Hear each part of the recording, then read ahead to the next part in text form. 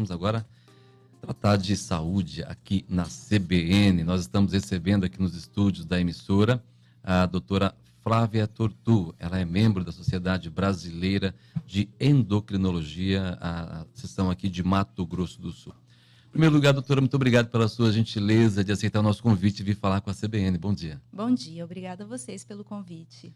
A gente tem um dado aqui e a gente vai começar essa nossa conversa, esse nosso bate-papo sobre obesidade, levando em consideração que no último levantamento feito em abril do ano passado, Campo Grande figurava aí como a segunda capital brasileira que abriga pessoas obesas.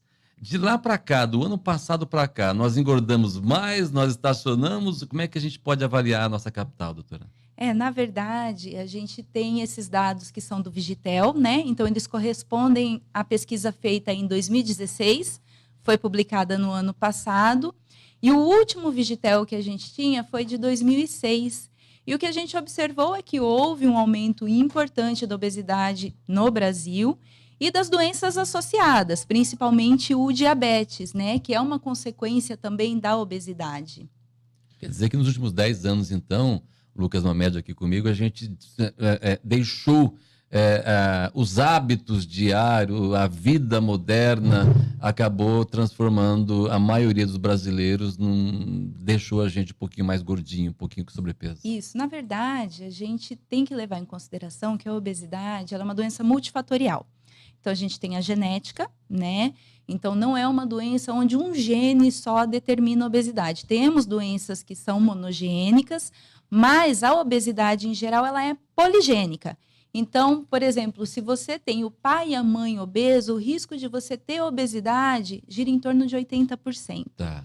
Aí entram também os hábitos de vida. Alimentação, atividade física, a atividade não programada, que é o fato de andar a pé, subir escada em vez de usar elevador. Fatores psicológicos, ansiedade, compulsão alimentar. Tudo isso está associado ao desenvolvimento. Escada. Eu sempre tive curiosidade. Agora você que tem mora... Tem uma escada aqui na CBN, isso. Boa essa escada. A gente sobe e desce. Tem gente que sobe e desce ali só para falar que está fazendo exercício. Ajuda mesmo, doutora? Ajuda, com certeza. A gente que mora no 7º andar, no 5º andar, no 20º andar, é um hábito que pode se tornar uma rotina e pode ser saudável? Sim, porque você acaba aumentando o seu gasto energético basal, né?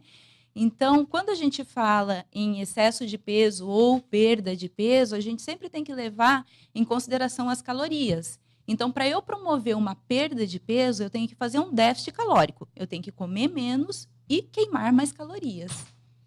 E, doutora, nós conversávamos também um pouquinho antes da entrevista em relação à razão. Os motivos pelos quais Campo Grande figura aí, é a segunda cidade, segundo o último Vigitel, com o maior número de obesos. Quais são as especificidades aqui da nossa capital que levam a esse número tão alto? A gente não tem nenhum estudo que mostre isso, tá? Mas eu acredito que seja o fato da gente aqui em Campo Grande usar muito carro, porque é muito calor, então todo mundo quer estar no carro com ar-condicionado. O uso de ar-condicionado também está relacionado ao desenvolvimento de obesidade, tem alguns estudos mostrando isso, que hoje em dia a gente tem ficado com zonas termoneutras. Então, se está muito calor, a gente liga o ar-condicionado. Se está frio, a gente liga o aquecedor. E isso também tem um impacto no metabolismo basal da pessoa, também levando à predisposição à obesidade. E aqui em Campo Grande, a gente come muita carne vermelha, né? Então, não é muito hábito das pessoas ingerir vegetais, frutas. E carne branca, então, nem pensar, né? Todo mundo come muita carne vermelha. E a carne vermelha, além dela ser muito calórica, ela tem muita gordura saturada, que está associado também a uma inflamação do hipotálamo, que é onde a gente tem a regulação da fome e da saciedade. Então, pode ser por isso, né? Doutora, uma curiosidade minha, e eu tenho certeza que os ouvintes da CBN também têm essa curiosidade, se a senhora puder nos ajudar. A gente passa 6 meses tentando de tudo para perder 3 quilos. Aí você para de fazer, uma semana você ganha 3 quilos. Que milagre, que mistério é esse, doutora? O corpo não gosta de perder peso. O corpo, ele é feito para sobrevivência. Nosso organismo é muito inteligente porque ele sempre tenta nos preservar. O meu é expert. perda de peso é como se fosse uma agressão, uma doença ao O corpo. corpo entende Então, a assim. gente tem uma balança interna que regula o nosso peso. Se você mantém com excesso de peso há algum tempo, quando você perde peso, essa balança vai falar, opa, alguma coisa está errado. Então, com isso, desenvolve mecanismos para aumentar a fome, diminuir o seu gasto energético. Só para você ter ideia, para cada quilo de peso que a gente perde, a gente tem um aumento do apetite no hipotálamo em torno de 100 calorias. Então, você vai precisar comer mais 100 calorias. O corpo reage, O é corpo a natureza, reage né? tentando recuperar esse peso. Pegando esse gancho ainda, uma coisa interessante é em relação à quantidade de informações disseminadas que nós temos também nas redes sociais, enfim, na televisão, da busca ideal pela forma, não só ser magro e saudável, você tem que ser musculoso, tem toda uma busca por um padrão, né, que é bem disseminado e que acaba aí chegando até as pessoas que tentam se igualar àquelas que elas admiram e que gostam de ver. O quão prejudicial é isso, o quanto isso vai contra a nossa natureza também, disso que nós estávamos falando, qual o limite também dessa busca por esse corpo, falando de saúde, eu tô, Sim. A Sociedade Brasileira de Endócrino tem lutado muito contra isso, porque a gente, hoje na era digital, a gente tem muita informação errática. Então, além das pessoas estarem propagando coisas que não são verdadeiras, como, por exemplo, você está acima do peso porque você é preguiçoso, porque você não tem foco.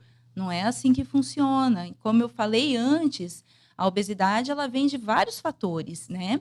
Então, a gente tem que tratar essas pessoas com respeito. Primeiramente, a obesidade é uma doença crônica, e muitas vezes a gente precisa entrar com medicações para o tratamento.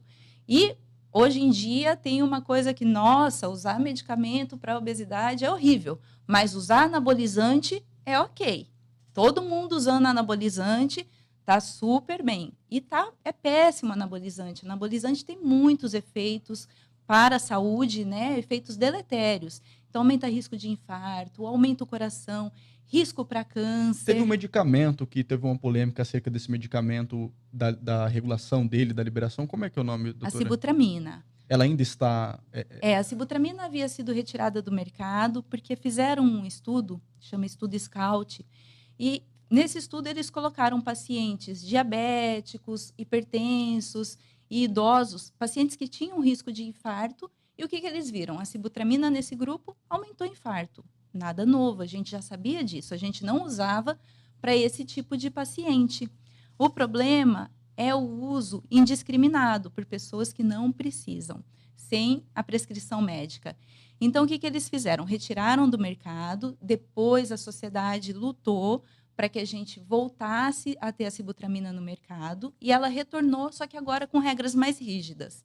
Então, tem que ter um termo de consentimento para poder comprar. Eu imagino que nesse momento o ouvinte da CBN deve estar dizendo assim, puxa, ele podia perguntar qual é o segredo, né, para a gente poder manter uma vida saudável, para a gente emagrecer.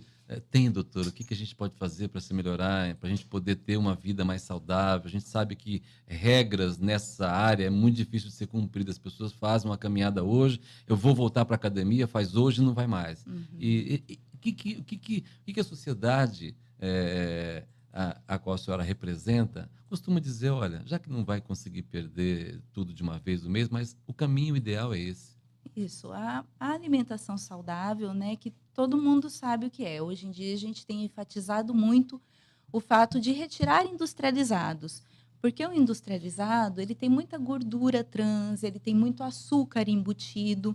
Então, muitas vezes as pessoas, para facilitar a vida, acabam comendo torradinha, biscoitinho, barrinha de cereal, que são produtos que não são saudáveis. Muitos são vendidos como saudáveis, é integral, mas na verdade não é tão bom assim.